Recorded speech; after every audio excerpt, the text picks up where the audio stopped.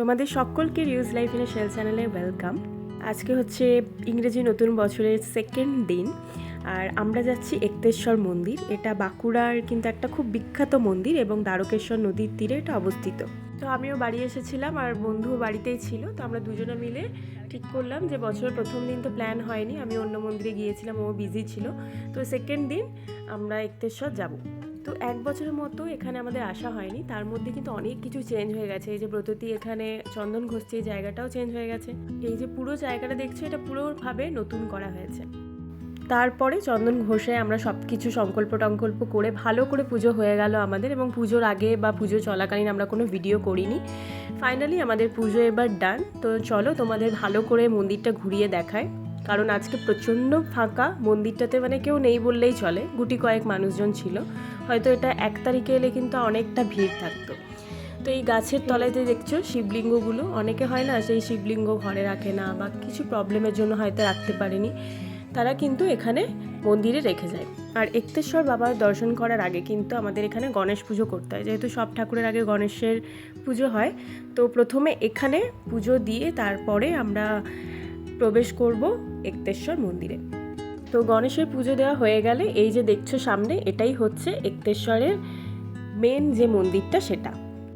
এটা অন্য দিন হলে মানে ভিড়ের ঠেলায় ঢোকা যেত না, বাট আজকে মানে প্রচণ্ড আমাদের ভাগ্য ভালো, সত্যি কথা বলতে গেলে, যে এতটা ফাঁকা মন্দিরটা আজকে। তো চলো এবার দেখা যাক। এখনও কিছু কিছু লোক আস্তে আস্তে আসছে, মানে আমরা প্রায় সকাল সকাল চলে এসেছিলাম বলেও হয়তো ফাঁকা থাকতে পারে, কিন্তু আস্তে আস্তে ভিড় হচ্ছিল। ইনি কিন্তু এতটাই জাগ্রত যে শুধু বাঁকুড়াবাসী নয়, মানে বিভিন্ন অন্য অন্য জায়গা থেকেও লোক আসে, তারা মানত করে, তাদের ইচ্ছা পূর্তি হয়। আর আমরা আজকে সত্যিই খুব লাকি যে বাবার এত সুন্দর করে আমরা দুজনে পুজো দিয়েছি। মানে প্রচণ্ড ফাঁকা ছিল আজকে মন্দির, কীভাবে জানি না, কারণ যখনই এসেছি এখানে প্রচণ্ড ভিড় থাকে। তো ফাইনালি এবার চলো আমরা বেরিয়ে পড়ি। এবার বাইরে অনেকগুলো মন্দির আছে, সেগুলো তোমাদের দেখাবো। তো চলো পুরো মন্দিরটা তোমাদের ঘুরিয়ে ঘুরিয়ে দেখায়। এখানে যে সিঁদুরের দাগগুলো দেখছো, এগুলো কিন্তু ভক্তরা মানে হাতে সিঁদুর নিয়ে চারিপাশে ঘোরে, 3 বার ঘোরে তারা, এবং সিঁদুর লাগিয়ে লাগিয়ে ঘোরে। আর এখানে যে মূর্তিটা দেখছো সেটা হচ্ছে সূর্য দেবতা। মন্দিরটার গর্ভগৃহ ছাড়াও আরও অনেক ছোট ছোট মন্দির আছে, যেরকম সূর্য মন্দির, যেখানে গাছটা দেখলে সেখানে রাধাকৃষ্ণর মন্দির আছে, এখানে অন্নপূর্ণা দেবীর মন্দির আছে। এই যেটা দেখছো অন্নপূর্ণা দেবীর মন্দির। তো এই যে মন্দিরটা, এইটাও খুব সুন্দরভাবেই করা হয়েছে। এটাও কিন্তু আগে ছিল না যখন 1 বছর আগে এসেছিলাম, কিন্তু গেট দেওয়া ছিল, তো গেটের ভেতর থেকে আমরা যতটা পারলাম চেষ্টা করলাম তোলার। তো চলো এবার বাকি মন্দিরগুলো আমরা দেখে নিই। এই যে জায়গাটা দেখছো, এতটা ফাঁকা জায়গা আছে ওপর নিচে, এখানে কিন্তু অনেকের বিয়ে হয়, যারা ধরো ঠাকুরের মন্দিরে নিজেদের নতুন জীবনে শুরু করতে চায়, তো তাদের জন্য এখানে কিন্তু খুব সুন্দর একটা ব্যবস্থা আছে। আমরা যখন আগে আগে আসতাম, ইভেন 2-3টে বিয়েও আমরা এখানে দেখেছি। ইভেন জানো, এই মন্দিরের বাইরে কিন্তু অনেক ম্যারেজ হলও আছে, যেখানে ধরো মন্দিরে বিয়ে করে বাইরে খাওয়া দাওয়া হয়, তো এই সবও এখানে কিন্তু হতে থাকে। তো ফাইনালি এবার টাইম হয়ে গেছে আমাদের যাওয়ার। তো চলো এবার মেন গৃহ থেকে বেরিয়ে বাকি যে মন্দিরগুলো আছে সেগুলো দেখা। আগেই বলেছিলাম এখানে কিন্তু অনেক ছোট ছোট মন্দির বা গাছের তলায় ভগবানদের বাস আছে।